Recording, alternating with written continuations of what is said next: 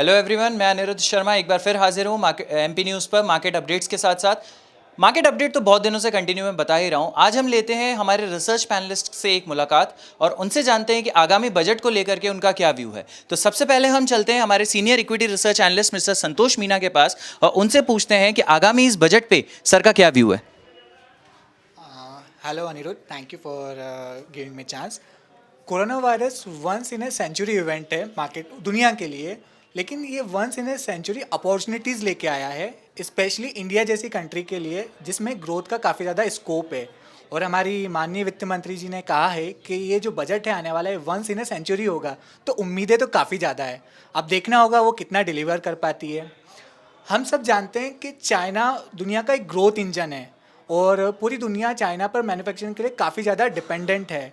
लेकिन corona virus एक catalyst की तरह एक्ट कर रहा है और अब दुनिया चाइना प्लस के बारे में सोच रही है, मीन्स चाइना के अलावा दूसरे अल्टरनेटिव ऑप्शन ढूंढ रही है मैन्युफैक्चरिंग हब के लिए, और एक इंडिया लीडिंग पोजीशन ले सकता है। लेकिन ये चीज़ किस बात पर डिपेंड करती है? गवर्नमेंट की पॉलिसी पर, गवर्नमेंट के एटीट्यूड पर, गवर्नमेंट कैसे एक्ट करती है और इस अपॉर्चुनिटी को कैसे लेज करती है, इस पर डिपेंड करता है। Government make in India, make for the world की बात करके पॉजिटिव एटीट्यूड और इंटेंशन तो शो कर रही है, लेकिन क्या स्टेप्स लेती है और क्या एक्शन लेती है वो देखना बहुत ज़रूरी होगा। तो ये बजट काफ़ी इंपॉर्टेंट रहने वाला है। अगर हम बात करें अगर मेक इन इंडिया और मेक फॉर द वर्ल्ड की, तो इसके लिए सबसे पहले जो गवर्नमेंट को फोकस करना होगा वो है इंफ्रास्ट्रक्चर सेक्टर, क्योंकि इंफ्रास्ट्रक्चर सेक्टर एक मेजर रोल प्ले करता है। अगर स्ट्रॉन्ग इंफ्रास्ट्रक्चर सेक्टर होगा तो जो लोकल कंपनियां है उनको भी ग्रो करने में मदद मिलेगी, और जो ग्लोबल कंपनीज है जो चाइना के अलावा अल्टरनेटिव ऑप्शन ढूंढ रही है उनको भी इंडिया एक प्रिफर्ड बेट लगेगा। तो गवर्नमेंट को यहाँ स्टेप्स लेने पड़ेंगे। हम वियतनाम का एग्जांपल ले सकते हैं। वियतनाम इंडिया से काफ़ी छोटी कंट्री होने के बावजूद भी उसने मैन्युफैक्चरिंग में काफ़ी ज़्यादा ग्रो किया है। उसने चाइना का एक बहुत बड़ा पाई लिया है। जहाँ इंडिया को ग्रो करना चाहिए था वहाँ इंडिया वियतनाम जैसी कंट्री ग्रो कर रही है, just because of the ease of doing business and because of the infrastructure. तो इंफ्रास्ट्रक्चर को बढ़ावा देने के लिए गवर्नमेंट को ease of doing business, investment friendly environment, और अफसर को थोड़ा सा वो अफसर जो काम नहीं कर रहे हैं उनके अगेंस्ट थोड़ा सा स्ट्रिक्ट एक्शन लेना पड़ेगा। मीन्स कोई भी प्रोजेक्ट अटकना नहीं चाहिए। तो गवर्नमेंट को इन पॉइंट्स पर ध्यान रखना पड़ेगा। इसके अलावा कई सारे इंफ्रास्ट्रक्चर प्रोजेक्ट्स होते हैं जहां फाइनेंसिंग की दिक्कत आती है, तो उम्मीद की जा रही है कि इस बजट में government DFI means development financial institution की बात कर सकती है, उस पर चर्चा कर सकती है, ताकि इंफ्रास्ट्रक्चर प्रोजेक्ट को इजीली फाइनेंस हो सके। अगर ऐसा होता है तो ये इंफ्रास्ट्रक्चर सेक्टर के लिए काफ़ी बड़ा बूस्ट होगा। इंफ्रास्ट्रक्चर सेक्टर में ग्रोथ होती है तो इसके कैस्केडिंग इफेक्ट देखने को मिलते हैं, क्योंकि इससे कई सारे सेक्टर्स जुड़े हुए हैं, जैसे स्टील, सीमेंट एंड आपका कई पावर, ऐसे कई सेक्टर्स जुड़े हुए हैं। तो इससे कई सारे जॉब क्रिएट होते हैं। इसी से जुड़ा हुआ इंफ्रास्ट्रक्चर से रिलेटेड सेक्टर है रियल इस्टेट सेक्टर, जिस पे भी गवर्नमेंट को फोकस करना चाहिए, क्योंकि इंफ्रास्ट्रक्चर सेक्टर के अलावा रियल इस्टेट सेक्टर ऐसा है जो सबसे ज़्यादा जॉब क्रिएट करता है। ये 7% हमारी GDP में कंट्रीब्यूट करता है और 14% एम्प्लॉयमेंट जनरेट करता है। तो अगर इंफ्रास्ट्रक्चर और रियल इस्टेट सेक्टर पे फोकस करेगी गवर्नमेंट तो काफ़ी ज़्यादा जॉब्स क्रिएट होगी। गवर्नमेंट बात कर रही है housing for all by 2022। Government बात तो कर रही है, लेकिन क्या स्टेप्स ले रही है वो देखना ज़रूरी होगा। कोरोना वायरस के बाद रेजिडेंशियल प्रॉपर्टी में तो अच्छा उछाल देखने को मिला है। देखना ये होगा कि ये जस्ट पेंट अप डिमांड है because of the stamp duty cut और लो इंटरेस्ट रेट, या ये ग्रोथ कंटिन्यू रहती है। तो गवर्नमेंट को इस पे ध्यान रखना पड़ेगा कि ये ग्रोथ मोमेंटम कंटिन्यू रहे। वहीं जो कमर्शियल प्रोजेक्ट्स है वहाँ थोड़ा सा स्ट्रगल फेस करना पड़ रहा है, तो गवर्नमेंट को भी इस सेक्टर पे ध्यान देना होगा। वहीं हाउसिंग फॉर ऑल की बात कर रहे हैं तो गवर्नमेंट को फर्स्ट होम बायर को कुछ इंसेंटिव प्रोवाइड करना पड़ेगा। इसके अलावा जो होम लोन में इंटरेस्ट और इंटरेस्ट एंड प्रिंसिपल के अमाउंट पे जो डिडक्शन दी जाती है उसको और बढ़ाना पड़ेगा। तो ये जो दो सेक्टर है इन पे गवर्नमेंट को इम्पोर्टेंट फोकस करना पड़ेगा, क्योंकि जॉब क्रिएट होगी। अल्टीमेटली अगर जॉब क्रिएट होती है तो इकोनॉमी में कंजम्पशन बढ़ता है। अगर कंजम्पशन बढ़ेगा तो हम $5 ट्रिलियन इकोनॉमी की उम्मीद कर सकते हैं। तो ये दो सेक्टर है। इसके अलावा मैं कुछ और दो सेक्टर पे भी बात करना चाहूँगा। मैं जानना चाहूँगा ऐसे कौन से दो और सेक्टर है जिनके बारे में आप बता सकते हैं कि आगे चल के वहाँ भी एक नया बूस्टअप देने वाली है गवर्नमेंट हमें। जब मेक इन इंडिया और मेक फॉर द वर्ल्ड की बात हो रही है तो एक टेक्सटाइल सेक्टर है इस इंडिया के टेक्सटाइल सेक्टर की बहुत पुरानी हिस्ट्री है, लेकिन काफ़ी लंबे समय से स्ट्रगल कर रहा था ये सेक्टर। लेकिन पिछले 6 महीनों में मैंने ये देखा है कि ये सेक्टर में एक रिवाइवल देखने को मिल रहा है, ग्रोथ देखने को मिल रही है। तो गवर्नमेंट को इस सेक्टर पे फोकस करना चाहिए। जैसे मैंने पहले भी वियतनाम की बात की, अब यहाँ पे एक और बांग्लादेश की भी मैं बात करूँगा। बांग्लादेश और वियतनाम से हमको काफ़ी ज़्यादा कंपटीशन फेस करना पड़ रहा है इस सेक्टर में। तो हमारे टेक्सटाइल सेक्टर को प्रमोट करने के लिए गवर्नमेंट को कुछ बड़े कदम उठाने पड़ेंगे, बिकॉज 70 to 75% वीमेन एम्प्लॉयमेंट इस सेक्टर से आता है। तो अगर वीमेन एम्प्लॉयमेंट को बढ़ाना है तो इस सेक्टर पे काफ़ी ज़्यादा फोकस करना पड़ेगा। इसके अलावा दूसरा मैं डिफेंस सेक्टर की भी बात करूंगा। हमेशा डिफेंस सेक्टर पे गवर्नमेंट का बजट में फोकस होता ही है, लेकिन जब पाकिस्तान के साथ हमारा ऑलरेडी टेंशन चल रहा है, अब चाइना के साथ नया टेंशन शुरू हो गया है, तो ये सेक्टर काफ़ी ज़्यादा फोकस में रहेगा। तो इस बार बड़े निवेश की उम्मीद तो है, हर बार निवेश आता है, लेकिन उसका मेजर पोर्शन सैलरी पे करने में चले जाता है। मीन्स एक प्रोडक्टिव यूज़ नहीं हो पाता उस इन्वेस्टमेंट का। तो हम उम्मीद कर रहे हैं कि डिफेंस मैन्युफैक्चरिंग को बढ़ावा मिले। अगर डिफेंस मैन्युफैक्चरिंग को बढ़ावा मिलेगा तो हम आत्मनिर्भर बनेंगे, हम भी आत्मनिर्भर बनेंगे और हो सकता है हम एक्सपोर्ट भी करें और हमारी डिफेंस कंपनियों को और बढ़ावा मिले। तो ये कुछ सेक्टर्स हैं जिन पे मेरा फोकस रहेगा। तो उम्मीदें तो बहुत ज़्यादा है, अब देखना होगा कि वित्त मंत्री इन उम्मीदों को फुलफिल कर पाती है या नहीं। देखिए, संतोष सर ने अपना व्यू बताया है कि किस तरीके से टेक्सटाइल और डिफेंस के साथ साथ रियल एस्टेट और इंफ्रा पे अपनी जानकारी दे रहे हैं कि किस तरीके से मेक इन इंडिया के कॉन्सेप्ट को हम फुलफिल कर सकते हैं। अब आगे हम जानते हैं, मिलते हैं मिस्टर प्रवेश गौड़ से, जो यहाँ पे टेक्निकल एनालिस्ट हैं। प्रवेश जी, आपका क्या व्यू है इस बजट से और आप किन 2 सेक्टर्स पे फोकस कर रहे हैं? अनिरुद्ध, हाय। मैं पहले 2 लाइनों से स्टार्ट करना चाहूँगा। चलती का नाम गाड़ी, जीवन चलता रहना चाहिए, इकोनॉमी का पहिया घूमता रहना चाहिए।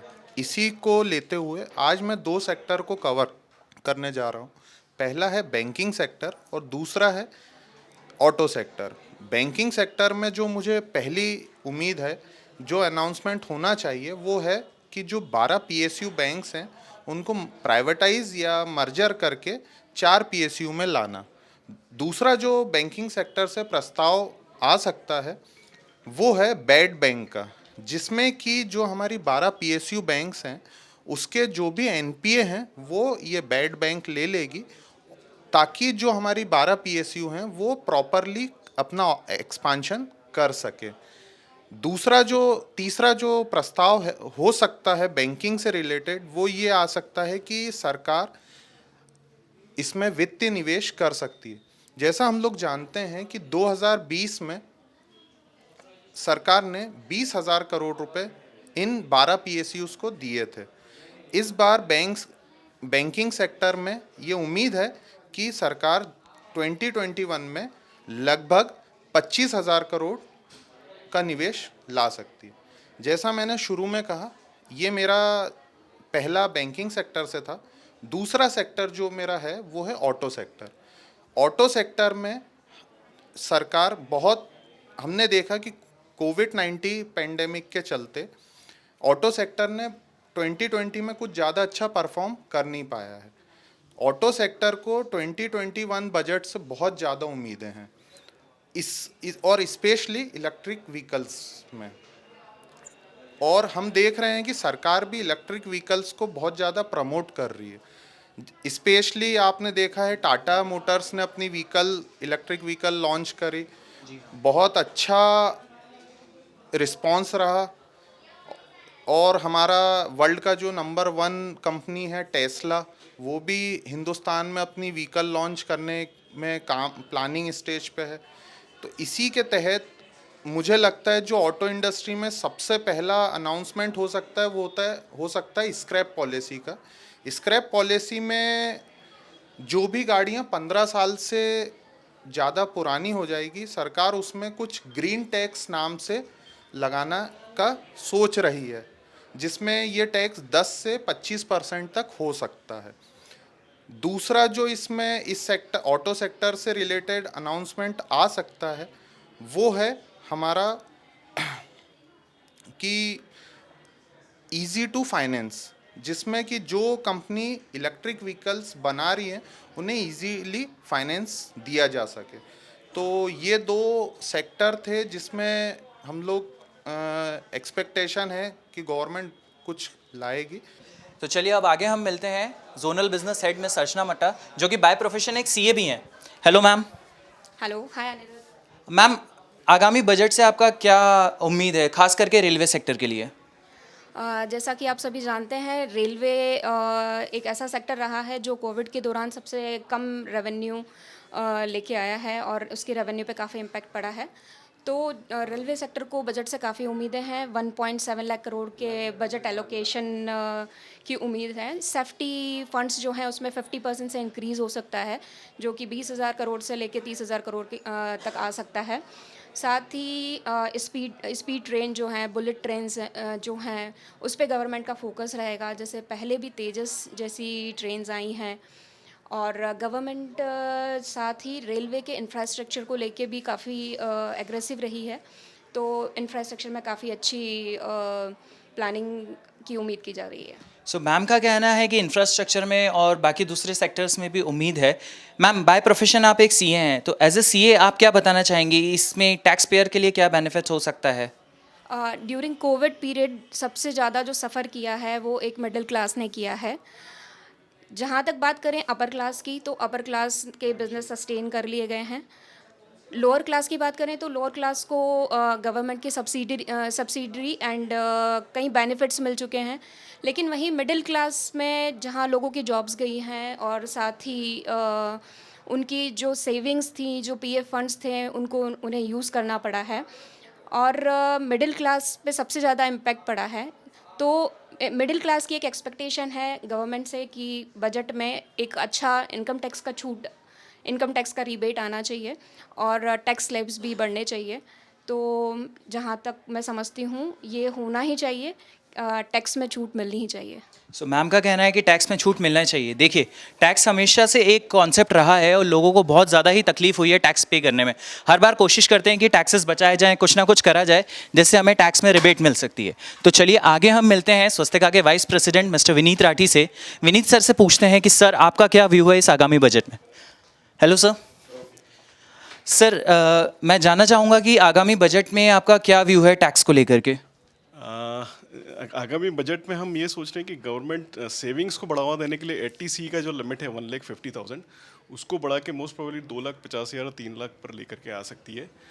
दूसरी ओर गवर्नमेंट में एक्सपेंडिचर्स चूँकि कोविड के कारण काफ़ी ज़्यादा बढ़े हैं, तो बहुत बड़ा हम ये टैक्स रेट कट का नहीं सोच सकते। इवन शायद हो सकता है कोई कोविड सेस गवर्नमेंट लगाए या फिर एग्जिस्टिंग जो सेस लग रहा है 4% उसको 5% गवर्नमेंट करे। दूसरा, कॉरपोरेट्स में तो टैक्स रेट स्लैब्स कुछ समय पूर्व कम हुए थे। पार्टनरशिप फर्म्स काफ़ी दिनों से एक्सपेक्ट कर रहे हैं कि उनके टैक्स रेट स्लैब भी कम हो, तो शायद वो 30% से कुछ कम गवर्नमेंट कर सकती है। तो ये संभावना मुझे लग रही है बजट के लिए। सर, जीएसटी को लेकर के आप कुछ बोलना चाहेंगे?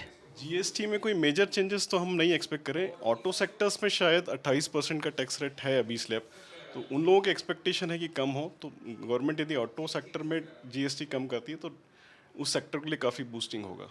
Thank you very much sir. चलिए सर, आगे मिलते हैं हम कमोडिटी हेड से। आप सब लोग जानते हैं इंडिया गोल्ड इंपोर्ट में बहुत आगे है, और गोल्ड इंपोर्ट एक बहुत बड़ा ही क्वेश्चन मार्क होता है हर बार, because we are in the greatest consumption of gold. और आप सब लोग जानते हैं भारतीय महिलाएं गोल्ड को लेकर के बहुत ही ज़्यादा इंटरेस्टेड रहती हैं, हमेशा नया गोल्ड खरीदना चाहती हैं। तो हम मिलते हैं कमोडिटी हेड मिस्टर अभिषेक चौहान से, जो कि हमें बताएंगे कि क्या हो सकता है गोल्ड इंपोर्ट को लेकर के। Hello sir. सर, मैं जानना चाहूँगा कि इस अपकमिंग बजट में आपका क्या व्यू है और गोल्ड को लेकर के क्या प्रोस्पेक्ट्स आपको लग रहे हैं? अनिरुद्ध, देखिए बजट को लेके हमारे दो बड़े एक्सपेक्टेशन है मार्केट से, और वी आर एक्सपेक्टिंग कि जो सीटीटी है, कमोडिटी ट्रांजैक्शन टैक्स, उसमें थोड़ा अबोलिशमेंट हो या कमी हो। तो अगर वो अबोलिश होता है या कमी आती है तो एक अच्छा ट्रांजैक्शन बढ़ सकता है और बड़ा पार्टिसिपेशन हो सकता है। इसके अलावा जो दूसरा हमको लग रहा है कि गोल्ड में इंपोर्ट ड्यूटी कम होना चाहिए। अभी 12.5% के आसपास इंपोर्ट ड्यूटी है। मुझे लगता है कि 2-2.5% अगर इंपोर्ट ड्यूटी कम होती है तो एक अच्छा इंपोर्ट फिगर्स हम गोल्ड में देखने को मिल सकते हैं, जो कि इस साल नहीं हुआ है। Thank you sir. तो चलिए अब हम मिलते हैं हमारे लास्ट एनालिस्ट से। लास्ट एनालिस्ट बड़े ही अच्छे मूड में हमें बताएंगे कि किस तरीके से आगामी बजट पे उनके क्या व्यू हैं। I would like to welcome miss Kavita Jain, senior equity research analyst and learning head of Swastika Investmart. Hello ma'am. Hi Anirudh ji. Ma'am, upcoming budget पे आपका क्या व्यू है? किस पर्टिकुलर सेगमेंट को आप ट्रैक कर रहे हैं, और क्या आपको लगता है कि हेल्थ केयर में कुछ इंपॉर्टेंस आ सकती है इस बजट को लेकर के? ओके अनिरुद्ध जी, बजट एक्सपेक्टेशंस की अगर बात करें तो सबसे पहले मैं वुमेंस एक्सपेक्टेशंस की बात करना चाहूँगी।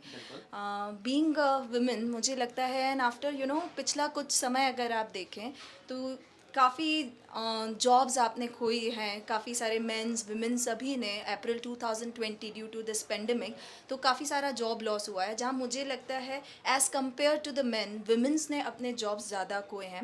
As per to the Oxfam report to April 2020 में आपने देखा 17 मिलियन से ज़्यादा अनएम्प्लॉयमेंट हुआ है इंडिया में।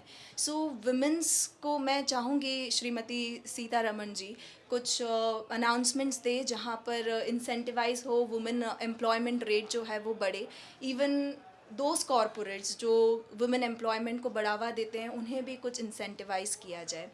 अपार्ट फ्रॉम दैट, क्योंकि हम सभी एक फाइनेंशियल एक्सपर्ट और फाइनेंशियल एनालिस्ट हैं, फाइनेंशियल प्लानिंग में अपना योगदान देते हैं, तो वुमेंस के लिए बहुत ज़्यादा इम्पॉर्टेंट है उनकी financial security. Although those women's जो कि वर्किंग वुमेंस है वो कहीं काफ़ी हद तक सिक्योर होती हैं और सेंस ऑफ ओनरशिप उनमें होती है, but the middle class women's जो वर्किंग नहीं है उनके लिए भी सेंस ऑफ ओनरशिप और सिक्योरिटी होना चाहिए। सो फॉर दैट मैं रिक्वेस्ट करना चाहूँगी कि जितनी इमूवेबल असेट्स हैं उस पर कुछ स्टैम्प ड्यूटी रिड्यूस की जाए सो दैट वुमेंस को भी एक फाइनेंशियल सिक्योरिटी मिले और सेंस ऑफ ओनरशिप मिले। एंड अपार्ट फ्रॉम दैट, क्योंकि हम दोहरी भूमिका निभाती हैं वुमेंस, तो टैक्स डिडक्शन की उम्मीद या स्लैब हमारे लिए एक बढ़े, ये मैं एक उम्मीद करना चाहती हूँ श्रीमती सीतारमण जी से। अपार्ट अनिरुद्ध जी, आप चाह रहे हैं हेल्थ केयर सेक्टर्स की उम्मीद है? जी हाँ मैम, आप हेल्थ केयर पे आपका क्या व्यू है आगे चल के? Okay, so Aniruddh, health care sector 4 major division में हम लोग लुक आफ्टर करते हैं। एक तो आपका पार्ट हुआ फार्मास्यूटिकल इंडस्ट्री, वो कुछ उम्मीदें रख रही हैं। डायग्नोस्टिक सेंटर्स हैं, हॉस्पिटल्स हैं, और एक अलाइड पार्ट होता है जो कि आप कहते हैं इंश्योरेंस, जिसकी इंपॉर्टेंस भी हमने देखी। तो आफ्टर कोविड-19 पैंडमिक इसके बाद ये एक ऐसा सेक्टर होगा जहाँ गवर्नमेंट का सबसे बड़ा फोकस हम आते हुए देखेंगे, और जो कि होना भी चाहिए। एंड इंडिया में अभी आप नोटिस करेंगे ड्यू टू कोविड-19, जो कि हर किसी ने नोटिस किया कि we do have inadequate infrastructure रहा है। आप देखें जो रिपोर्ट्स हम लोगों ने पढ़ी उसके अकॉर्डिंग करीबन 436 पेशेंट या 500 पेशेंट पे हमें एक डॉक्टर की सुविधा मिल रही है। वहीं आप 1 लाख पेशेंट्स आपके पास अवेलेबल है और हमारे पास बेड की सुविधा है अकॉर्डिंगली अवेलेबल नहीं है, प्रोबेबली 100-130। सो इनएडिकेसी है इंफ्रास्ट्रक्चर में ऑलरेडी इंडिया में, तो यहाँ एक बहुत बड़ा स्कोप है जहाँ गवर्नमेंट कुछ बड़े कदम उठाए। एक्सपेक्टेशन इज़ दैट कि गवर्नमेंट इस एरिया पर बहुत अच्छा फोकस करेंगी भी, और एक बिग अनाउंसमेंट और इंसेंटिव्स ऑफर किए जा सकते हैं on health care infrastructure, health care diagnostics पर भी, जहाँ उम्मीद की जा रही है कि आप जो PLI स्कीम्स की हम बात कर रहे हैं, तो PLI schemes for the bulk drug production के लिए ऑलरेडी अनाउंस्ड है, उसको बढ़ावा दिया जा सकता है। अपार्ट फ्रॉम दैट APIs को प्रमोट करने के लिए भी कुछ अनाउंसमेंट हो सकते हैं। R&D पर एक स्पेशल फोकस हो सकता है, जो कंपनीज रिसर्च एंड डेवलपमेंट में हैं उनके लिए कुछ स्पेशल इंसेंटिव्स ऑफर कर सकती है company, I mean Sitharaman ji during the budget. So apart from that ये मुझे लगता है कि दिस इज़ द सेक्टर जहां सबसे ज़्यादा फोकस होना भी चाहिए गवर्नमेंट का, और डेफिनेटली होगा भी। कुछ स्पेशल फंड हम सुन रहे हैं कि आ सकता है, PM सुरक्षा निधि स्पेशल फंड अनाउंस हो सकता है इस बजट में, जो कि आम जनता के लिए होगा, और जो एग्जिस्टिंग फंड्स हैं उनके भी दायरे बढ़ते हुए दिखेंगे हमें हेल्थ केयर को लेकर।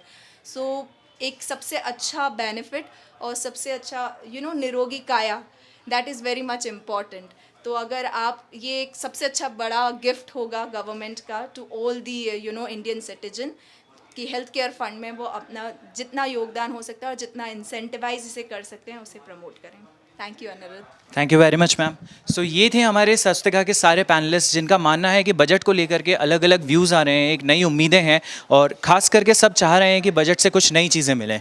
सो मैं Anirudh Sharma, research analyst of Swastika Investmart की तरफ से आप लोगों की तरफ को सब लोगों को हमने बताया है कि बजट में हमारे सारे पैनलिस्ट की क्या उम्मीद है। Stay connected with us. Thank you very much.